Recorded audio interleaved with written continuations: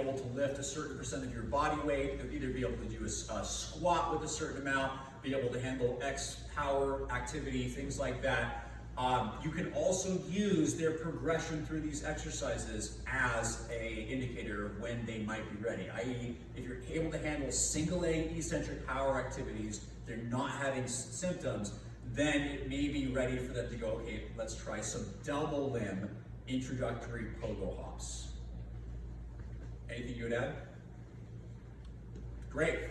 When you start moving into plyos, take your time. This is not going to be your big box jump type movements. I'm going to encourage you to use double limb pogos to test out. And I also don't fully want you to think of like 3 sets of 5. I want you to think total contacts, because that's usually how most of the literature looks at the stuff.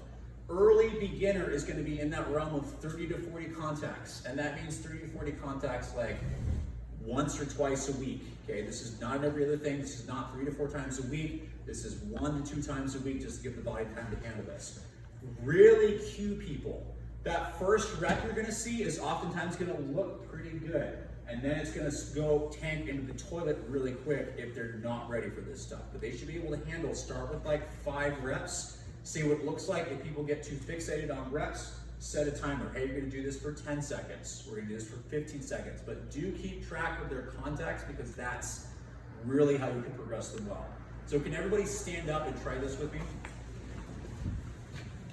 Quality over quantity with this. If you're going to do a pogo hop, if you're going to do a plyometric, it needs to have the very fast amortization phase. So not this, but this.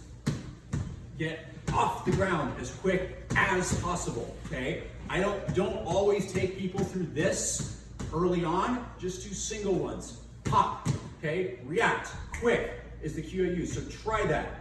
Think 1 at a time first and just pop off the ground. Short contact time. Good. And if you can, get a little height. Go, hey, quick, the floor is lava, okay? Get off that ground. Now some of you are doing some good hop. Now we're going into the pogo where you can actually get repeated going forwards, okay? All of you are fairly healthy, so this shouldn't be that big of an issue, but continue to emphasize quick. When they start slowing down, your intervention's not going to be as effective, okay? So make sure quality over quantity, and people, again, that have pathology, you're going to see them start to struggle. When that happens, when you visually see the velocity back up, you've got to stop that. You've gone too far. Less is more with those, okay? This can be really great to work on. Another thing that I'm a huge fan of, just because of the load, once they've gotten used to double leg and single leg drop type jumps, being able to go, hey, now we're going to get some bigger motions, going to jump up. Now moving into more dynamic stuff is really, really good. Again, for single leg, I'm going to jump ahead. The split squat is a great position to handle this. Take a little time to wait for depth for box jumps type stuff like this, because it is a very high load. And I promise you they'll feel good in the moment and then flare up in garbage if you don't give them some time. Again, this should be a multi-week process of getting used to this. If you're going to do this, make sure they're comfortable with their eccentric power, but this again should be really quick. Floor is lava is the analogy that I keep using. Okay? Even there, for me, my plyometric ability sucks, so I'm not going to be able to get down, but you also shouldn't go down that far before you pop up. Further down you're going, that's no longer a plyo. Now it's just power. Be specific with this. Single leg pogos are really hard. Take your time. The more I do this, the more I tend to be much more a fan of the split squat version, or having somebody hold on, for an example, can be a great way, or offloading can be a great way to start this early. But really take your time here, because this is one of those ones where I tend to flare people up more than I would like. So handhold support is great. Once that's comfortable, you can totally do more advanced single leg stuff, but start asking yourself, hey, how far do I actually need to take this person before I start prepping them for running?